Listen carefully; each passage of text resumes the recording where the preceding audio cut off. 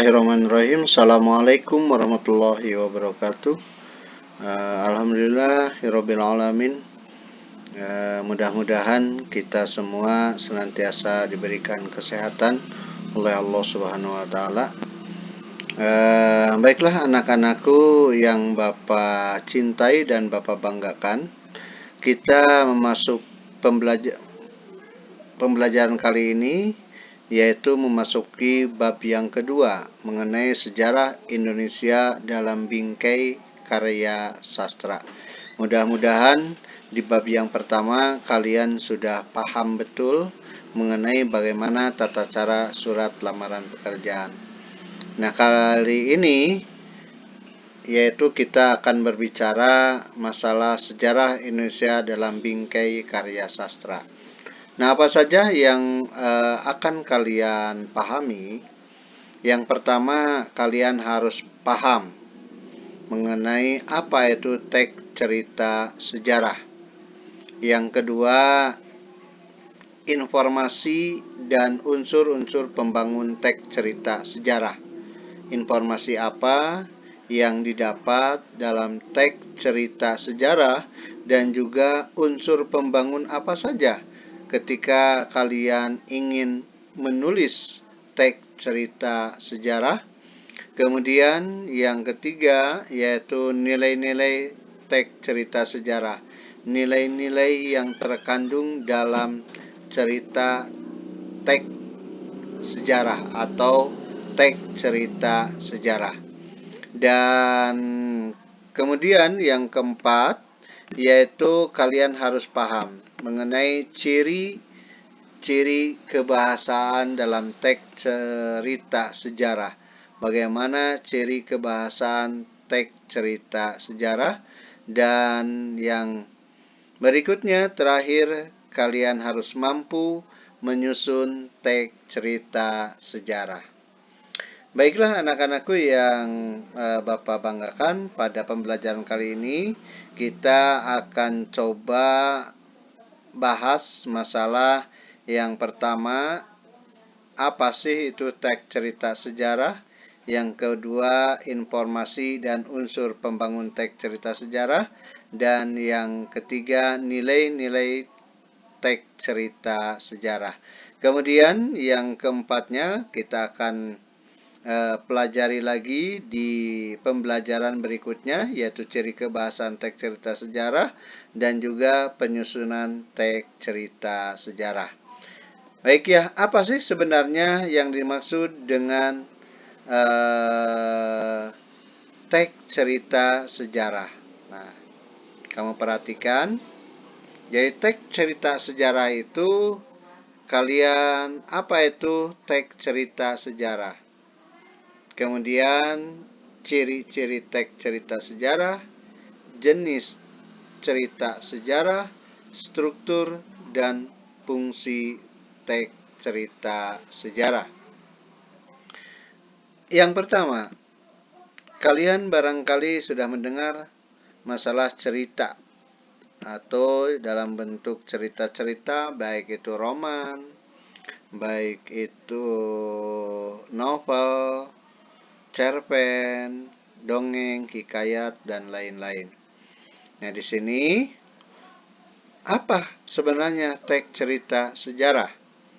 Nah, teks cerita sejarah adalah naskah cerita atau narasi rekaan yang mengandung unsur-unsur sejarah. Dalam teks sejarah ada beberapa unsur nyata. Misalnya tokoh, nama tempat, nama peristiwa. Namun, dalam teks cerita sejarah terdapat pula cerita yang sifatnya rekaan. Misalnya mitos-mitos asal-usul negeri, mitos kedatangan sebuah agama, dan mitos alegori. Jadi sekali lagi bahwa apa sih itu teks cerita sejarah? Di sini disebutkan bahwa naskah cerita atau narasi rekaan yang mengandung unsur-unsur sejarah. Jadi artinya ketika ada sebuah cerita yang di dalamnya mengandung unsur-unsur sejarah, maka itu yang disebut dengan teks cerita sejarah. Ya, misalnya mungkin cerita tentang perjuangan bangsa Indonesia ketika merebut dari tangan-tangan penjajah. Itu ada di sana namanya presiden yang pertama kita, yaitu Bung Karno. Nah, itu teks cerita sejarah. Nah, ada dua teks cerita sejarah. Itu ada yang unsurnya nyata. Misalnya nyata itu apa? Nama tokohnya, nama tempatnya itu tidak dirubah. Dan urutan peristiwa-peristiwanya pun itu berlangsung nyata. Namun, perlu kalian ingat bahwa dalam teks cerita sejarah juga terdapat cerita yang sifatnya rekaan. Misalnya apa? Ya, ada mungkin mitos-mitos asal-usul negeri, mitos kedatangan sebuah agama, dan mitos alegori. Ya, mungkin mitos-mitos misalnya ada kisah-kisah Nyi Loro Kidul kita. Ini sangat terkenal. Ini mitos mungkin tuh ya. Atau legend. Nah, di sini. Kemudian yang berikutnya yaitu ciri teks cerita sejarah. Perlu kalian ketahui, ini biasanya ciri teks cerita sejarah itu yang pertama menampilkan latar masa lalu. Kalau kamu buka, mungkin di buku paket itu ada atau video-video film, misalnya Ronggeng Dukuh Paru. Nah, itu latarnya itu masa lampau, masa lalu.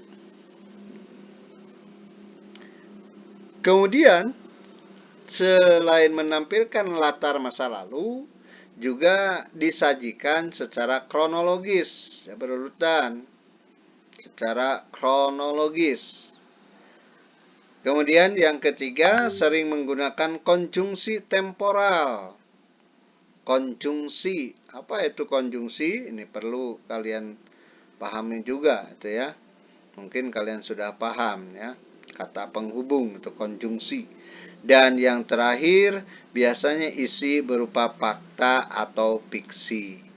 Jadi kalau ada fakta, ada juga fiksi. Nah, cerita rekaan. Nah. Kemudian yang berikutnya, dalam teks cerita sejarah terbagi ke dalam dua jenis.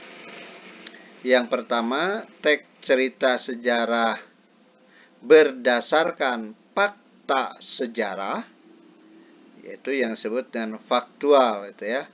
Yang tadi di awal disampaikan bahwa ada yang faktual, nyata, nama tokohnya, nama tempatnya, urutan peristiwanya. Misalnya, mungkin kalian pernah melihat filmnya atau membaca bukunya bagaimana perjuangan Pangeran Diponegoro. Kemudian yang berikutnya yaitu teks cerita sejarah fiksi, yaitu baik nama orangnya, nama tempatnya itu fiktif. Nah, sekali lagi, jadi jenis teks cerita sejarah itu ada dua, cerita sejarah berdasarkan fakta sejarah dan teks cerita sejarah fiktif, gitu ya.